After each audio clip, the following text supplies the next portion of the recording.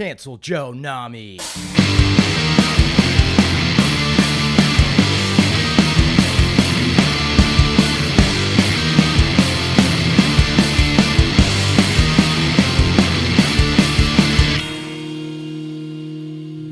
Hello and welcome to the podcast. What are we talking about today? We had a wild time recently. China. We've got the Chinese Super Bowl. We've got spy balloons. We have Rihanna. We have shootings at Popeyes, as well as schools and supermarkets. Anywhere that a shooting can happen, it should happen. Or will. The government loves shootings because the shootings keep order. They keep order in the world. So that's something to consider. They keep order by, the economy. Shootings provide economic stability. Okay? Now, some of you might be wondering, why is that?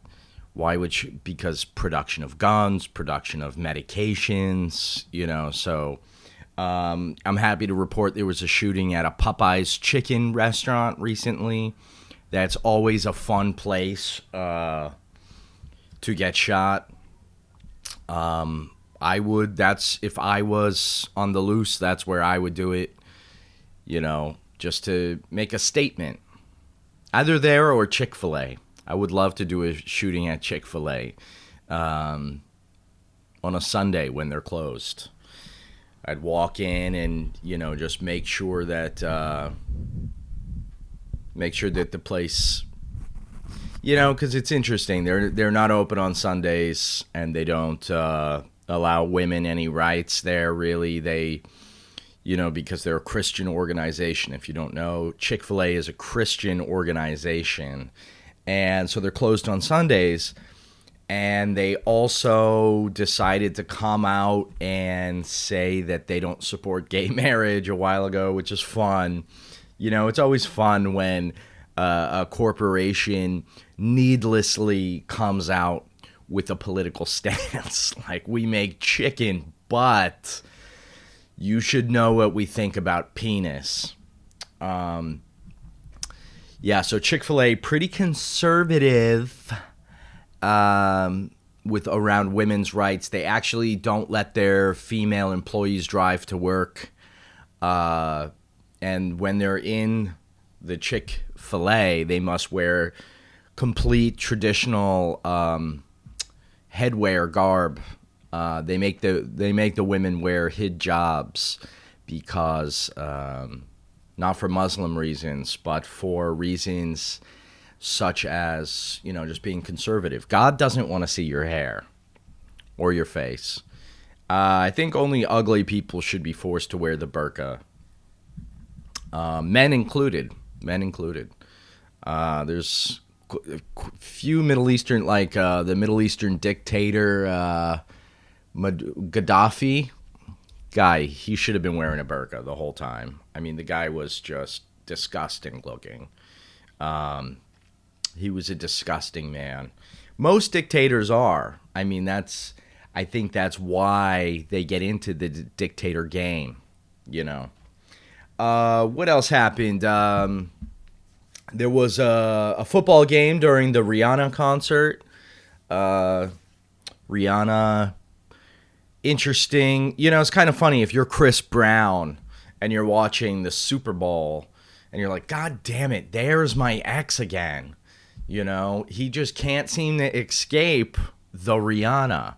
And Rihanna has what they call a baby bump. She had, it was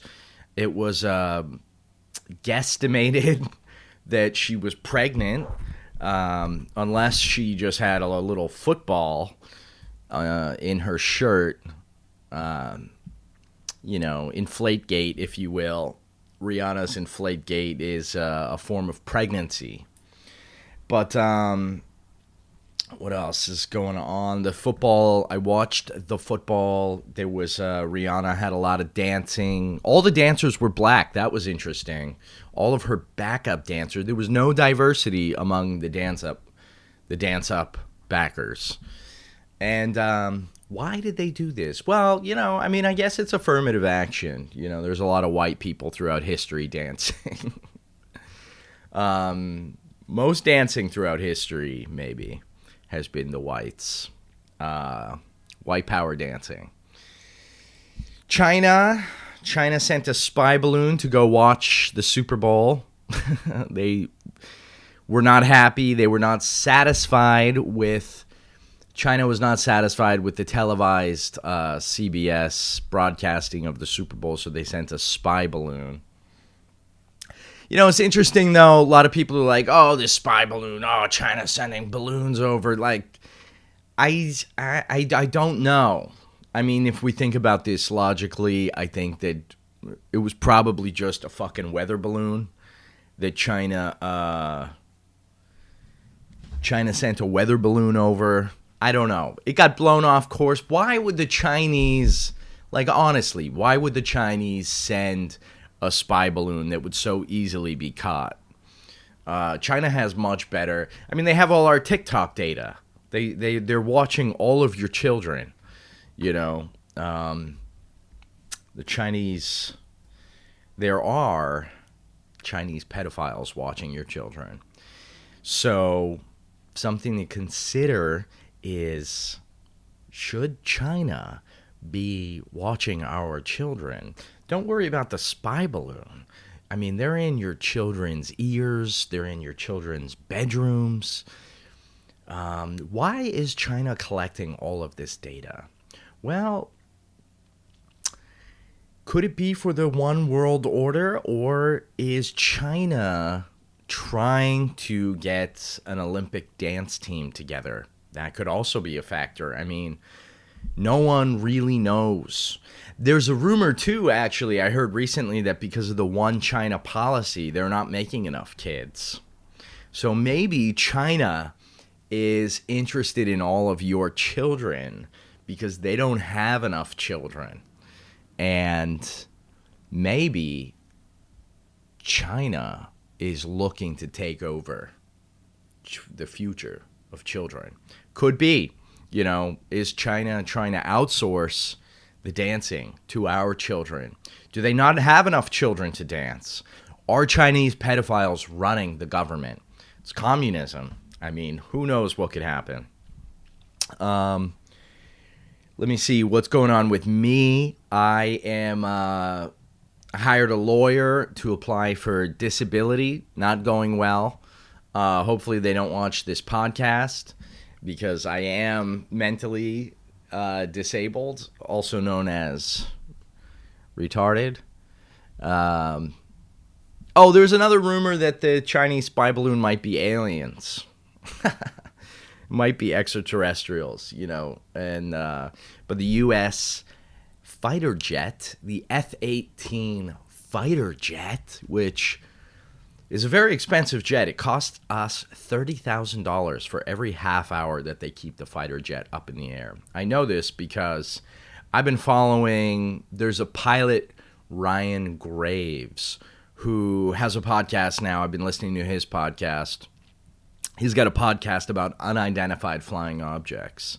In 2014, off the coast of Virginia, there's an Air Force base out there, 10 miles off the coast of Virginia, near their Air Force base. They were seeing unidentified flying objects. I'm big into this. I mean, if you're interested in UAPs or UFOs, as they used to be called, I enjoy researching it because nothing will take your mind off your depression like extraterrestrial theories.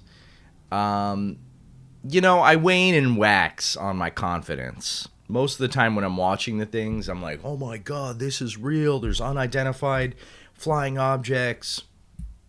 They're descending from 80,000 feet down to 10,000 feet in less than half a second, which our F-18 fighter jets can only go about 3,000 miles an hour. And these UFOs, if you will, are flying at speeds, God, I mean, they're sometimes beyond the speed of sound, beyond the speed of light. The speed of light is 188,000 kilometers per second. So, I mean, that's way faster than anything we have. Would you believe it? So the theory is, though, that they're not surpassing the speed of light. They're actually manipulating space and time. Because if you don't know, if you're uneducated, space and time are connected.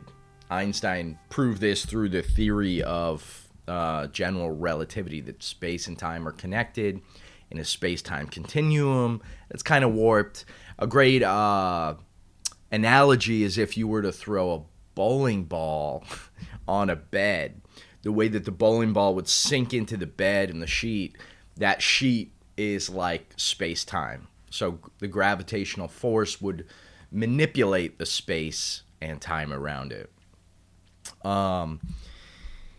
Speaking of bowling balls, throwing bowling balls, I don't recommend that you take people on dates to bowling. Bowling, it's a very boring game. Professional bowlers, they're one notch below golfers. Okay, golf is a game for senior citizens and Tiger Woods. Both people who are using a lot of Viagra. Now, bowling, on the other hand, is it's a game where you just barely release a large ball from your hands. Okay. Why would you do this? You get into a game like bowling. Like, see, with golf, you have to at least practice your stroke, and you have to have arm strength, right? With bowling, you don't even need arm strength. You just need to let go of the ball. You know what I'm saying? You just have to swing the ball and gently let go of it, and you get better at letting go of the ball. I don't even know if it's called a ball. It's a bowling. Yeah, it is a ball. Although most balls bounce, except for testicles. But bowling balls, you just got to let it slide out of your hand as you swing your arm. You could even just gently walk. It's not a real sport. That's what I'm trying to say. And there's professional bowling leagues. There's professional bowlers. I mean, it's not a real job. They might as well be drug dealers. Which, well, actually, I redact that statement. Drug dealing is a real job. I was trying to get into selling weed. This guy after a show offered me a wholesale deal on weed. It was like he offered me a quarter pound of marijuana for $200. And then I could flip it for $400. And then I got in touch with him, and he's like, yeah, but that's not the good shit. The good shit's $800 a quarter pound. I'm not good with the weights of things. I don't even know how much I weigh. I mean, for all I know, I weigh like, I don't know, 800 quarter pounds. Yeah, that sounds about right. But anyways, so I can't flip weed if I'm purchasing it at $800 though. So this guy was trying to, I don't think he was trying to pull a fast one. I think he was just trying to offer me his best weed. And then he offered me, he's like, all right, if you can't sell weed, do you want to sell that nose candy? And I was like, all right, well, let me ask my girlfriend first. So I asked my girlfriend if I could sell cocaine, and she said no. So I can't do it. Which is a tough thing. If you're going to be a drug dealer, ideally you want a girlfriend that's going to let you do that. And if you have a girlfriend that's not going to let you sell cocaine, then you're probably not a real drug dealer.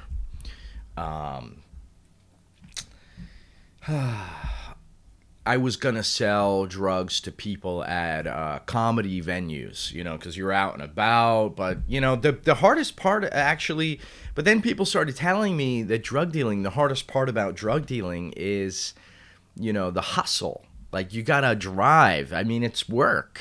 You gotta travel.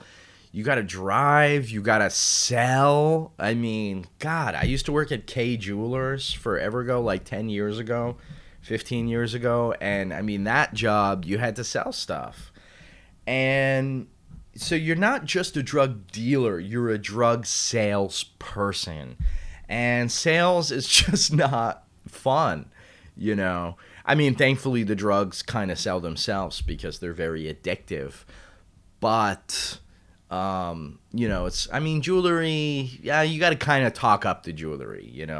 It's like in comedy, I do comedy, and with stand-up, you got a great joke, but even if you tell, like if I were to retell Louis C.K.'s material, I could bomb with Louis' material because you've got to be able to sell the jokes, with the energy, with the performance, with the rhythm. All this stuff's got to be believable. So you got to sell the jewelry. You got to sell certain things. You got to talk up your product. You got to talk up your weed, all kinds of things. I mean, it's not easy street, it's hard work being a drug dealer. And that's, I'm allergic to hard work and sleeves because I'm disabled. But you can't tell the U.S. government that. So, yeah, I was trying to get into drug dealing, but I think it was just, it's hard labor. I mean, and it helps. You need a car. You need drug mules, which are people. They're not animals, but you can treat them like animals because, they're drug mules. Also, I don't know if I told you guys this, but I have a medically loose asshole. And the reason I bring it up is it's kind of like if you have a pair of sweatpants and the drawstring is broken. The drawstring is a little loose. So I went to a doctor years ago, and he's like, "Yeah, you see your asshole? It's loose. You got a loose asshole." So that's why I kept pooping my pants. Over the last 5 years, I've pooped my pants like a dozen times. And it's usually while I'm driving. I'm driving somewhere looking for a bathroom, and then I'm like, and then it comes out, and then I got to throw away my underwear, and it's a whole mess, and I got to look for a bag, if there's a plastic bag to put my underwear in, and then napkins to, everything. So anyways, but the reason I bring up the loose asshole is because I would be a great drug mule. I could stash so much cocaine in my ass. I mean, I'm talking like I could probably store, I don't know, 3 pounds of cocaine in my ass. I would love to travel to Colombia too. Colombia, that's the capital of cocaine. Interesting, the drug lord Pablo Escobar in the 80s, this guy was the kingpin of cocaine in Colombia. And he was making something like, I mean, it was unreported how much money he was really making, but there were rumors that he was making over $80 billion, which is more than Elon Musk. I mean, Elon Musk and a lot of these billionaires, their wealth fluctuates frequently because it's all on perceived assets of the stock market and, evaluations of their stock. So their wealth fluctuates a lot. But Pablo Escobar, I mean, the guy had easily, I mean, he was buying zoo animals. Like the guy would fly in exotic birds and zebras and I think he had flamingos. I mean, that's when you know you've made it. When you can afford to have flamingos as pets, that's what you don't need to go. You don't need to be a bowl. You don't need to bowl. You don't need to take women or non-genders on dates to go bowling when you have flamingos, because everybody loves a flamingo. They're hard to see. You can only see them at the zoo, which, most zoos are just very sad. There's here in Manhattan, there's a Bronx Zoo, but I've been to a couple zoos in my life, and they're just very sad places. The animals look like they're all on Prozac, they're all on downers, they've been drinking a lot. They're out of work animals is the real problem. Like if you think about it, these animals, they're supposed to be hunting. They're supposed to be foraging for food. And they're all just out of work. They're like out of work dads, so because, well, some of them refuse to mate because they're angry, like it's the opposite of prison. In prison, when you're angry, you force other people to mate with you.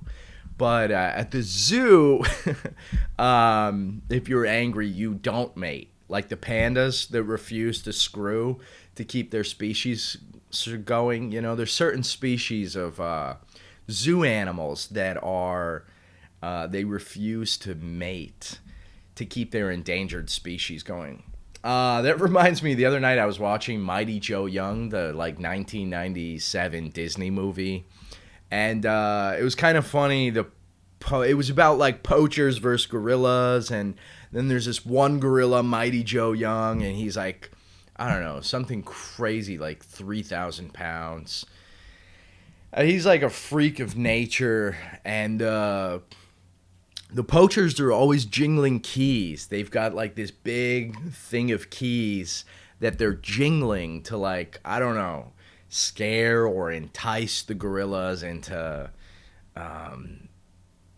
like, hey, I'm here, I got keys, like trying to get their attention or something. But the poachers just look like janitors. Janitors always have like 50 keys on their shit. Which reminds me,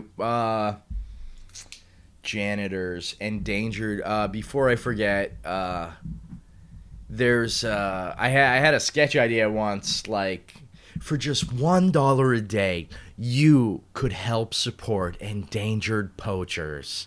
These poachers are out of work, and for just $1 a day, you could help put shoes on an endangered poacher.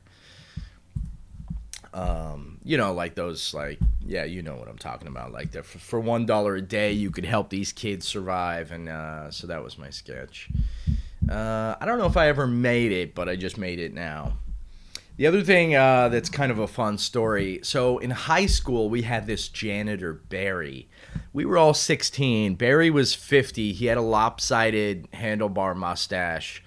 It, like, went down.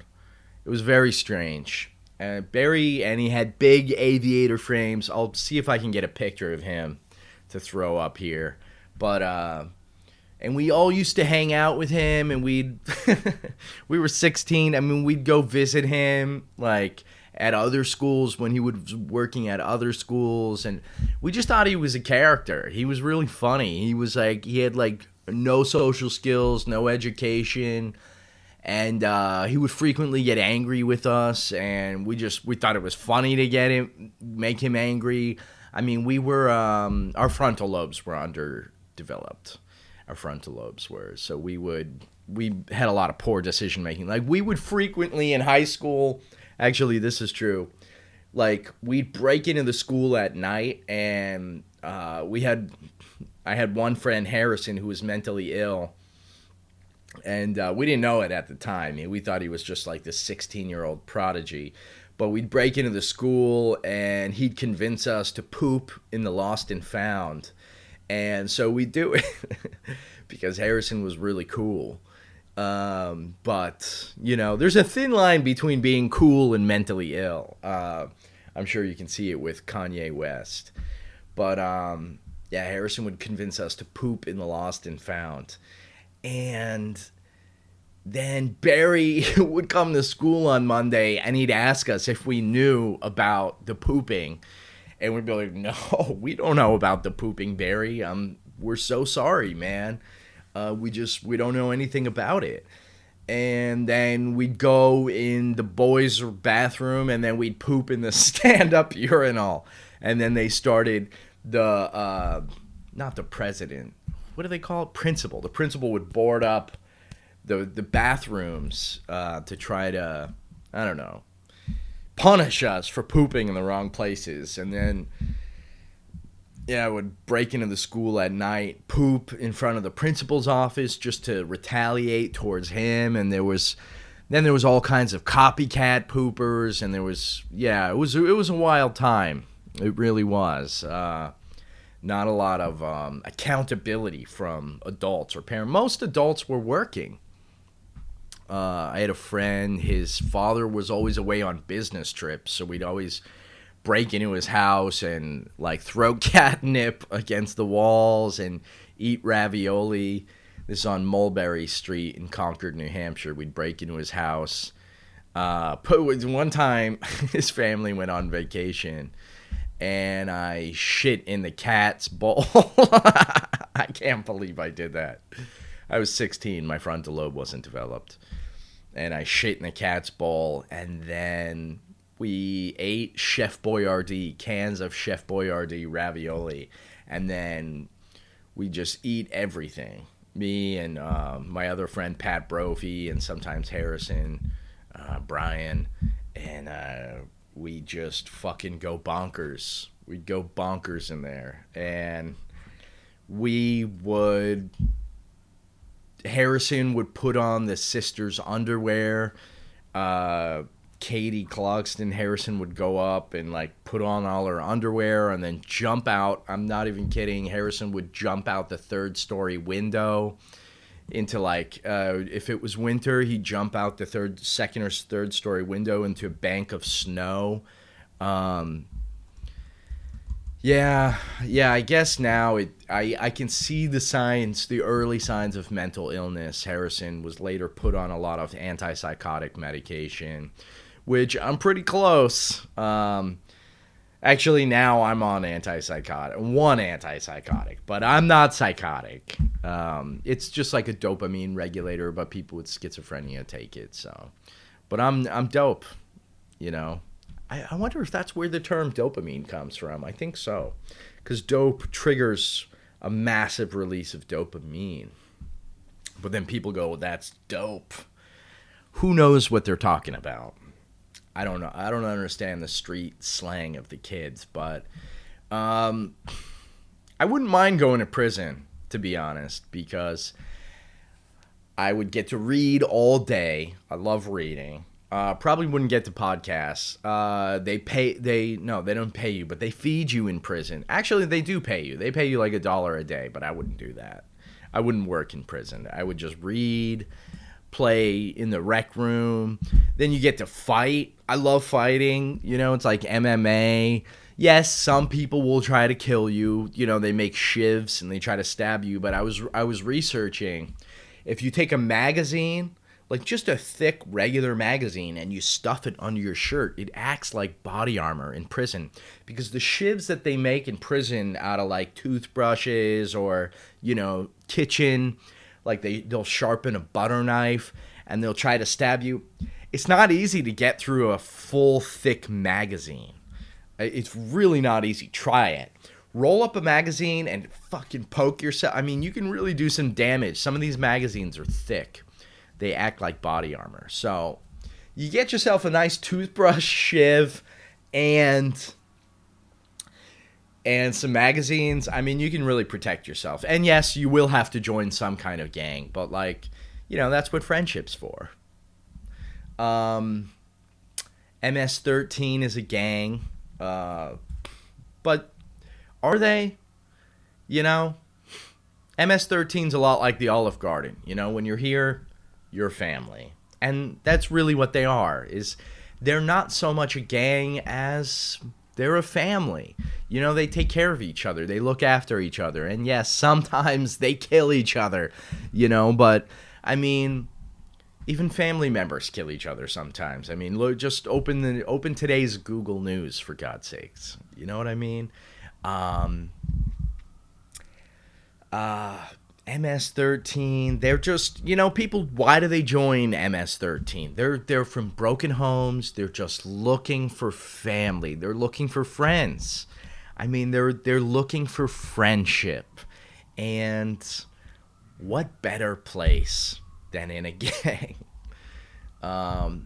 when I was living in LA, one time we got freaked out. We were living in Los Feliz, and one day we came home and there was a gang sign spray painted on our building, and I fucking freaked out. I was like, oh my God, like, we're living in gang territory. But then the management cleaned the gang sign off the building.